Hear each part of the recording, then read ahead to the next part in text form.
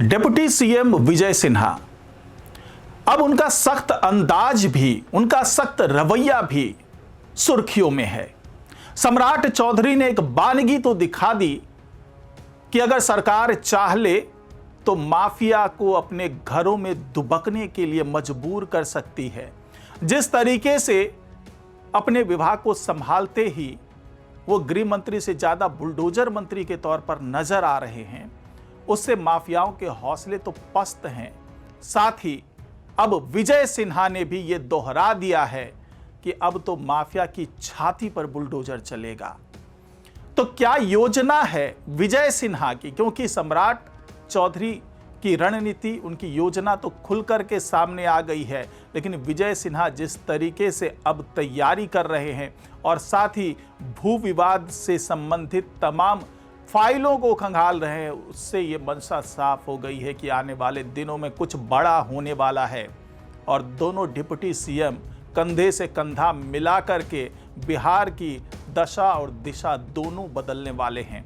तो क्या वो रणनीति है विजय सिन्हा की, उसके बारे में बात करेंगे आज के इस वीडियो में। तो इस वीडियो को आखिर तक जरूर देखिएगा।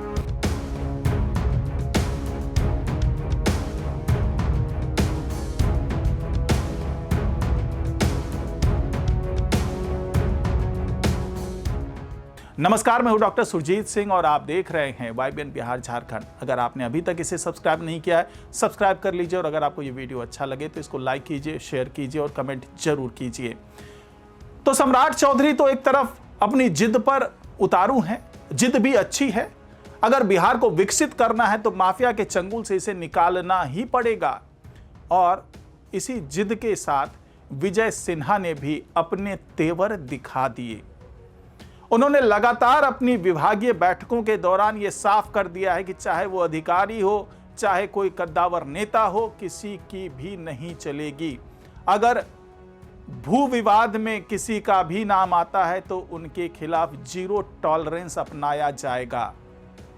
और यह भी साफ कर दिया है कि अब अमीनों की मनमानी नहीं चलेगी, बल्कि जो ई मापी का जो भी ऐप है, अगर उसमें भी शिकायतें आ रही है, अगर वहां भी कुछ गलत सलत हो रहा है तो ऐसे दोषियों को भी बख्शा नहीं जाएगा। और साफ तौर से विजय सिन्हा ने यह निर्देश दे दिया है कि गलत दस्तावेज के आधार पर अगर कोई किसी जमीन पर अपना मालिकाना हक जमाता हुआ नजर आए या फिर जमीन की खरीद बिक्री करता हुआ नजर आए तो इनके खिलाफ सख्त से सख्त कार्रवाई की जाएगी। और विजय सिन्हा ने यह भी साफ कर दिया कि अगर जरूरत पड़ी तो नए भू कानून तैयार किए जाएंगे और जमीन से संबंधित इस कानून को तैयार करने में अगर जरूरत पड़ी केंद्र सरकार की तो केंद्र सरकार की भी मदद ली जाएगी। यही तो फायदा है डबल इंजन सरकार का, क्योंकि जिस तरीके से समन्वय है केंद्र के साथ में, और वो भी चूंकि बीजेपी के ही डिप्टी सीएम हैं विजय सिन्हा, तो केंद्र से अच्छा तालमेल है, अच्छा समन्वय है और जरूरत पड़ने पर केंद्र की मदद से जमीन से जुड़े नए कानून भी तैयार किए जाएंगे ताकि मालिकाना हक से संबंधित जो तमाम विवाद हैं उसको खत्म किया जा सके और आने वाले दिनों में हर चीज को ऑनलाइन किया जा सके। और इसके लिए तमाम पहल भी शुरू हो चुकी है। अब तो यहां तक पहल कर दी गई है कि आने वाले दिनों में पेपरलेस रजिस्ट्री की बात सामने आ रही है, यानी कि आप ऑनलाइन ही अपने ज़मीन की खरीद फरोख्त कर पाएंगे और वो सारे डिजिटल जो डॉक्यूमेंट्स हैं वो आपके पास मौजूद रहेंगे, डिजिटल रिकॉर्ड आपके पास मौजूद रहेगा और उसमें हेर फेर कर पाना संभव नहीं होगा, क्योंकि तमाम जो पेपर्स होंगे वो सरकार के भी डिजिटल लॉकर में मौजूद रहेंगे।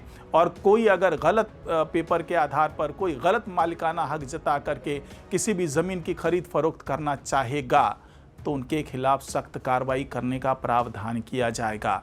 और इसके अलावा विजय सिन्हा ने विधानसभा में यह साफ कर दिया, क्योंकि तमाम विपक्ष के जो नेता हैं वो विजय सिन्हा और सम्राट चौधरी को घेरने में जुटे हुए थे और ये कह रहे थे कि ये सब कुछ जो हो रहा है वो मनमानी हो रही है। सम्राट चौधरी ने तो जवाब दे दिया, लेकिन उसके बाद जब विजय सिन्हा की बारी आई, क्योंकि जो जमीन से जुड़े तमाम विवाद हैं वो इन्हीं के हिस्से में आता है, इन्हीं के मंत्रालय के हिस्से में आता है।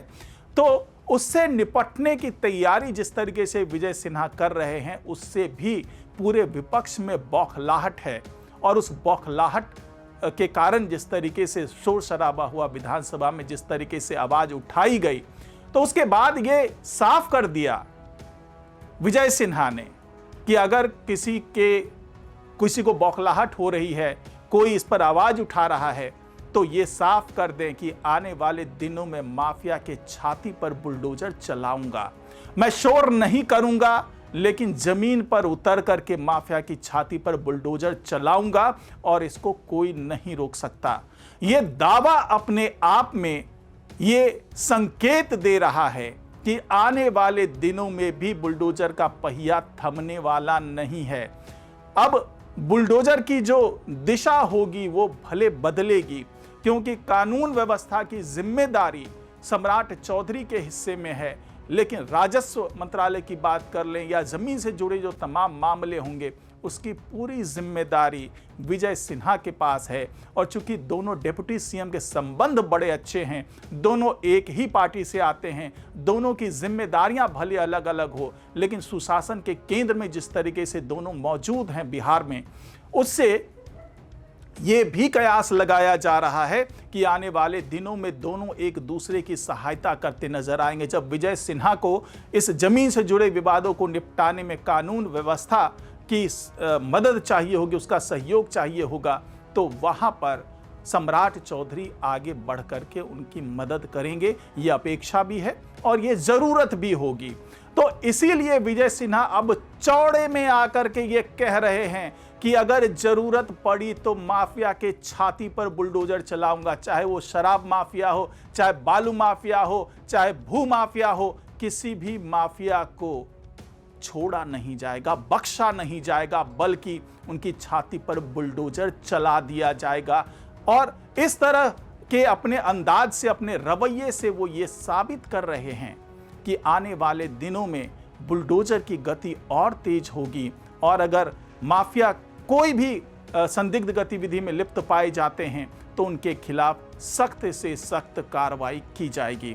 तो इंतजार करते हैं उन्हीं दिनों का। फिलहाल दीजिए इजाजत, नमस्कार।